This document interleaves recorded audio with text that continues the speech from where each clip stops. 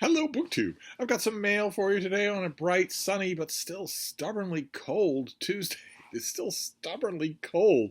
I got spoiled a little there. For a couple of days, it was possible to be completely comfortable outside, and it's not anymore. It will be. By the end of the week, it will be. But it doesn't matter how cold it is outside. The date on the calendar is almost April, and that is causing me to feel an urge to spring cleaning, regardless of whether or not it's winter outside. I had to remind myself the other day that only 7 years ago, Boston was only now just barely recovering from an unprecedented snowpocalypse. That at this date, going into April, we still had shoulder-high mountains of snow everywhere. So things could be worse.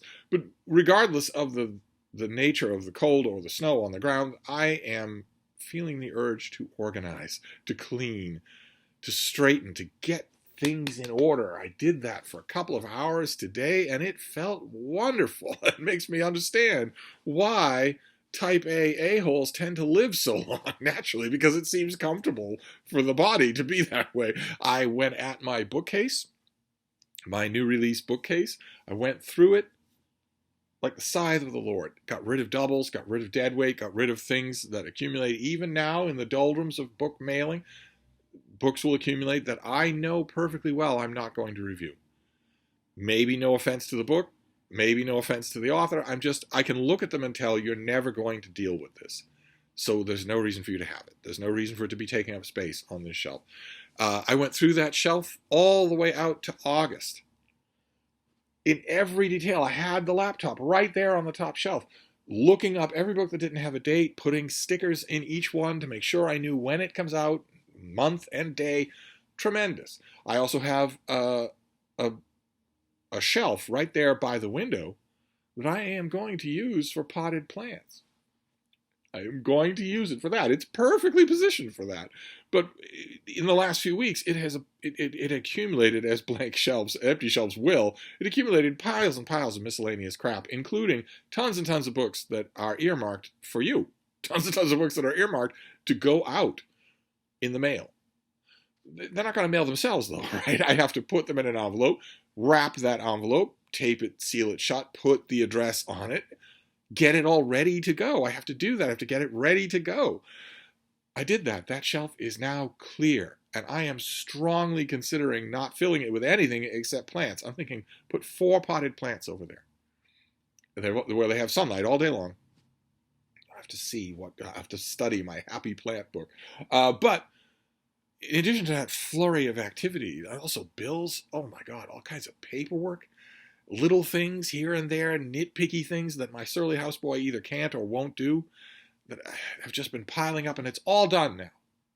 Just all done. I feel like I had my sinuses cleared. And there's mail. So we'll go through the mail here now that I'm done congratulating myself. We have 4 packages, including a box that's fairly thick and fairly heavy. Now that I know what my new books shelf looks like, I know that I very much want finished copies for April. I know I've been saying that all along, but now I can see that I very much want them. So what is this? What is this first one? Oh, it's a work of fiction. It's a made-up story. Okay, I don't need that. Let's see what we have here. Okay, this comes out in mid-July. And this is by Rebecca Miller. The name sounds vaguely familiar. This is called Total Stories, with 2 women kissing on the cover, of course. It's the author would be liable to several criminal, civil, domestic, and international citations if it were, a heterosexual kiss. So let's see here. Beloved storyteller Rebecca Miller returns to short fiction for the first time since 2001's Personal Velocity. The basis of her acclaimed film of the same name. Did any of you read Personal Velocity back in 2001? I did not. Across its 7 stories, Total again proves Rebecca Miller's remarkable range of voice and imagination. From Dublin to Martha's Vineyard. Dun, dun, dun. Does she live on the vineyard? Well, we'll find out. From the comforting mundanities of motherhood to a technologically infected near future that mirrors our present with dark prescience. Okay. How old are these stories? I guess I'll have to find out how old these stories are. Each voice and life captured in this collection is utterly unforgettable. Okay, a collection of short stories. The back of the pub sheet has blurbs from every single person who's alive on Earth. So Rebecca Miller is the author of the short story collection Personal Velocity, her feature film adaptation of which won the Grand Jury Prize at Sundance. She's also the author of The Private Lives of Pippa Lee, which she also adapted for the screen, and most recently Jacob's Folly. That was in 2013. And her other films include Angela, The Ballad of Jack and Rose, and Maggie's Plan. So she's a filmmaker as well as a writer. That's interesting. And she lives in New York and Ireland with her family. Okay. Well, I wonder if this is going to tell me. Oftentimes, advanced copies don't. I wonder if this is going to tell me. No. Okay. When these stories originally appeared. The advanced copy is not going to tell me. Probably the finished copy will. I'm interested because we're told that one story predicts a pandemic. And so obviously that would have been done before then. And I'm curious now, this author is totally unfamiliar to me. I think. Totally unfamiliar to me. Unless I read Jacob's Folly. I might have read Jacob's Folly. But anyway, I'm sure she... Oh, I'm trying to block the baby's face, do I? I'm sure she's not unfamiliar to all of you. So, and that's part of the thrill. That's part of the fun of these mail hauls, aside from you all ogling my dog, is that, you get to see things that maybe will excite you more than they excite me. So this comes out in, what did we say? July, mid-July, it will not be bitterly cold outside in mid-July in Boston. I am predicting that Boston will have its first triple-digit temperature day, Fahrenheit. It'll have its earliest triple-digit Fahrenheit day on record. I'll have to check and see when that last record was. When was the earliest time after, for instance, the month of March, where the temperatures got to triple digits? I think it's going to happen in April. And I think July is going to be triple digits every day.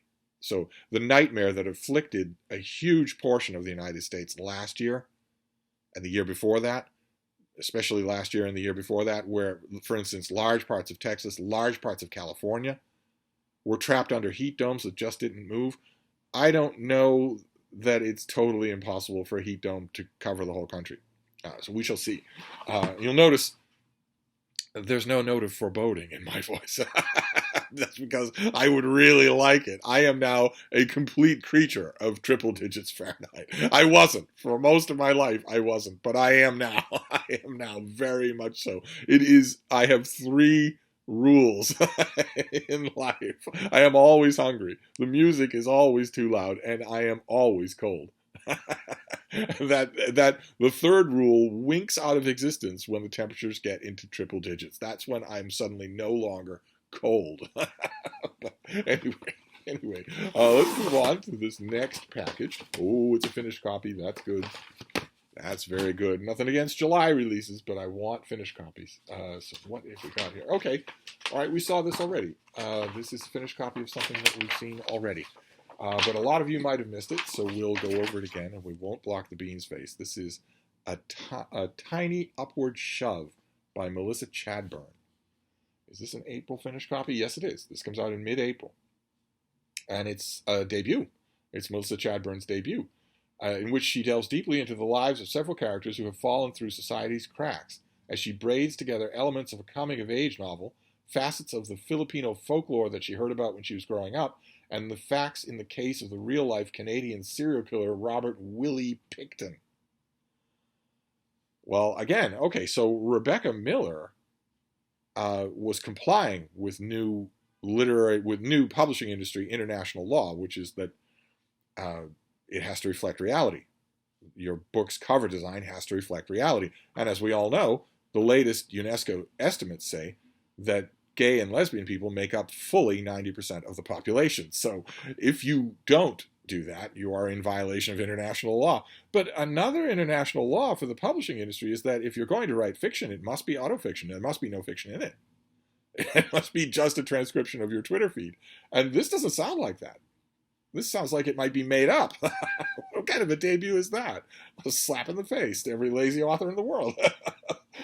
So Okay, the rest of the pub sheet is just an extensive discourse on how much work this person has got. She's had ecstatic blurbs from a whole bunch of people. Her work has appeared in fiction and nonfiction a lot of different places. So this is an author who I obviously should know better. But then again, I don't make any claims to be, Officer Krupke for periodical literature. I read a lot of it, but my claim is new release books in the American market. So I don't feel so bad. I'm not really obliged on my own system of reading. I'm not really obliged to know who she is until she writes a book, and now she's finally done that. Great. Okay. So this comes out in mid-April. Anything that's in mid-April, April is right around the corner. It might feel like the depth of winter, but it's right around the corner. So anything that's mid-April is fair game for reading tonight. But we have 2 more packages to go. One of these may bump. What was her name? Melissa Chadburn might get bumped until tomorrow. Let's see this next one. All right, this next one is also a finished copy. Very good. Very good. What is this next one? Oh, wow. Okay, did not know this was coming. Wow. Boy, oh boy, I keep my nose to the 4 winds for everything that's forthcoming, and I still get surprised by things. Oh no! All right, this has a pub date of the 8th of March. it's like 3 years late getting to me. Oh no! Okay, this is from the folks at Other Press, who were really, really good. This came out in early March, about 3 years ago, so it will be in your bookstores. And this is The Child is the Teacher by Cristina De Stefano, translated by Gregory Conti, and it is a life of Maria Montessori. How interesting. So the whole front of this sheet is blurbs. Everybody loves this book. When did it originally come out? 2020. The author has also done a biography of Oriana Fallaci. Now a worldwide phenomenon with an estimated 20,000 schools in operation, the Montessori education movement was once controversial.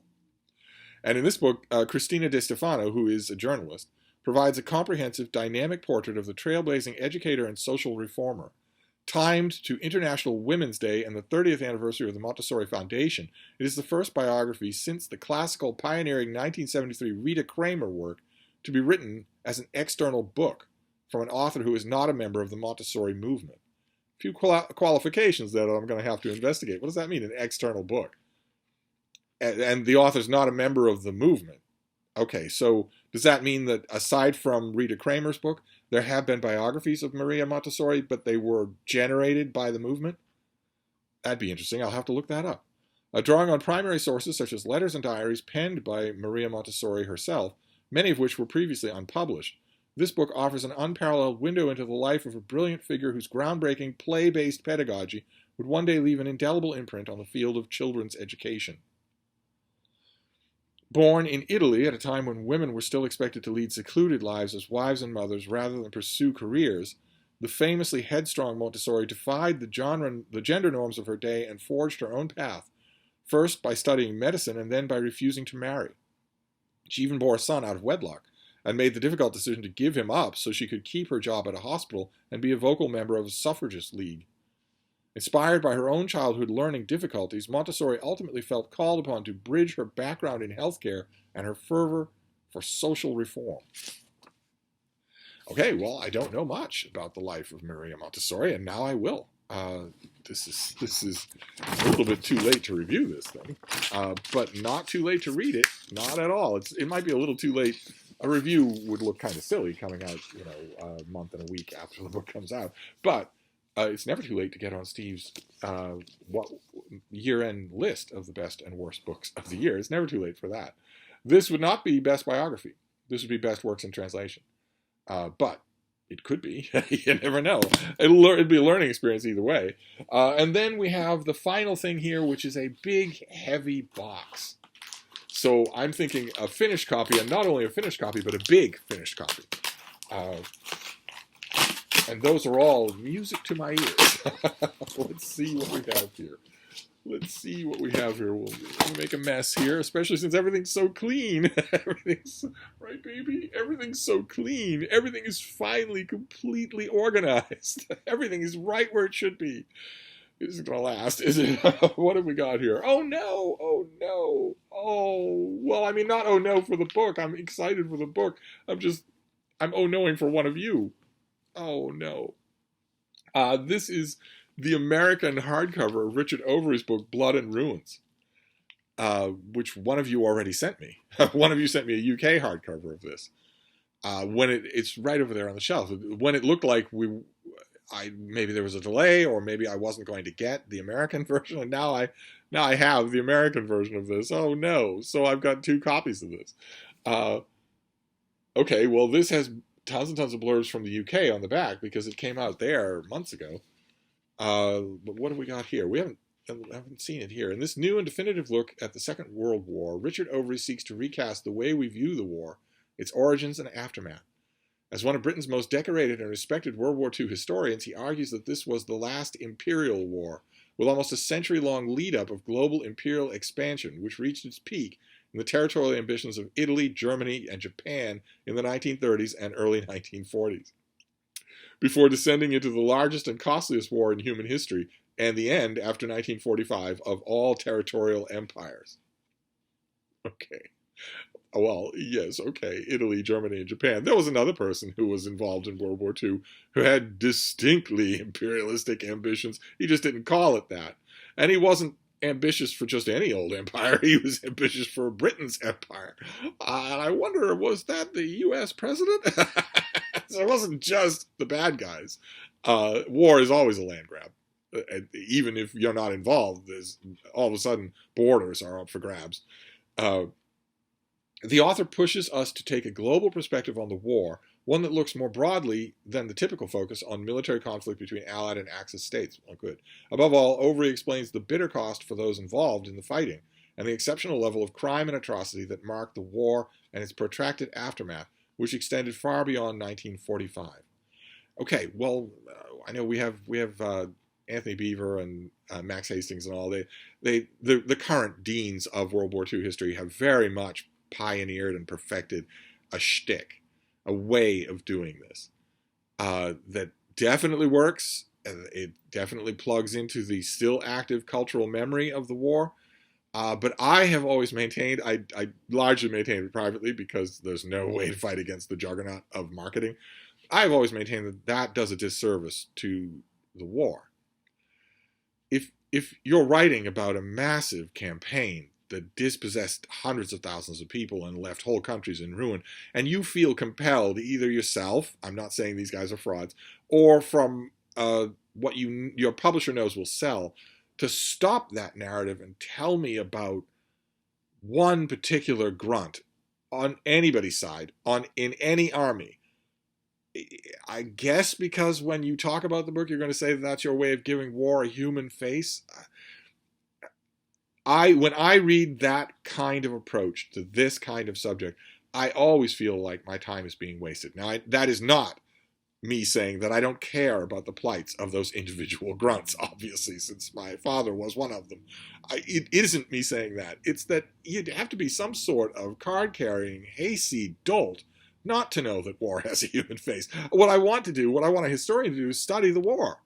If I want individual, a Terre Haute regimental history, I'll go to the amateur level, again, no offense intended, the amateur level hometown historians that are beetling away in the archives to build those regimental histories. But this, the last imperial war, it's on its very face, it is broad-scale history.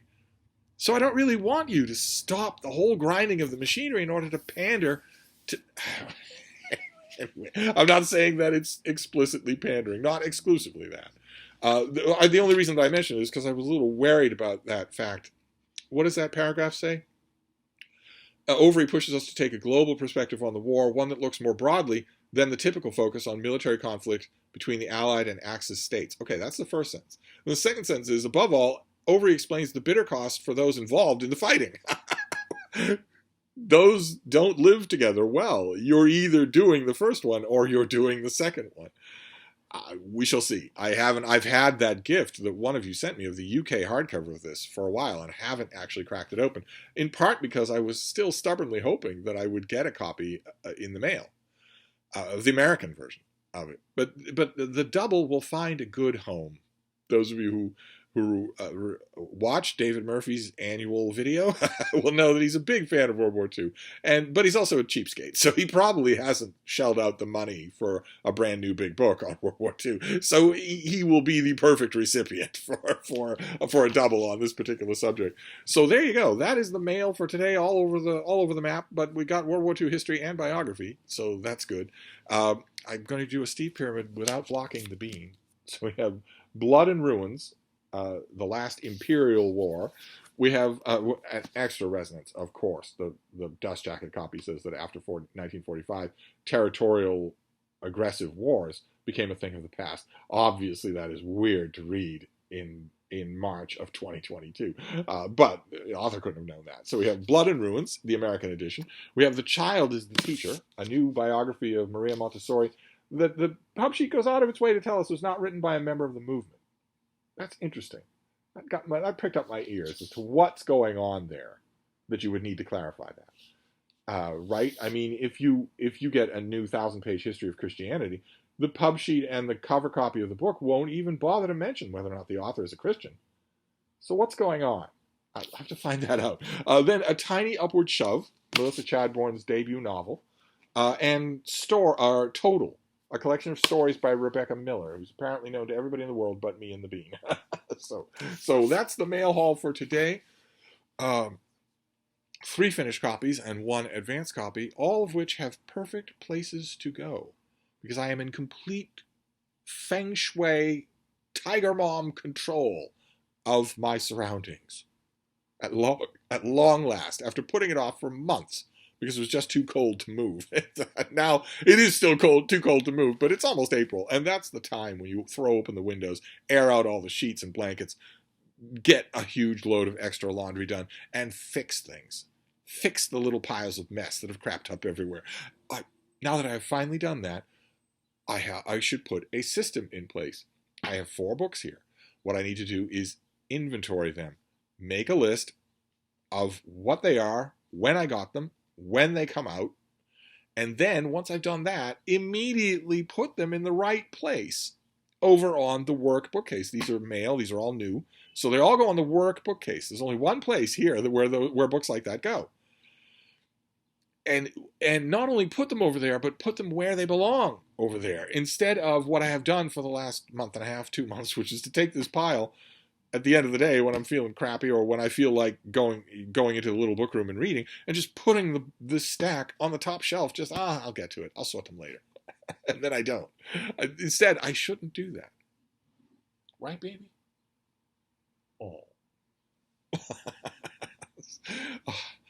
Somebody's feeling a little peckish. I'm going to go tend to her, but I'll be back. Thank you, BookTube.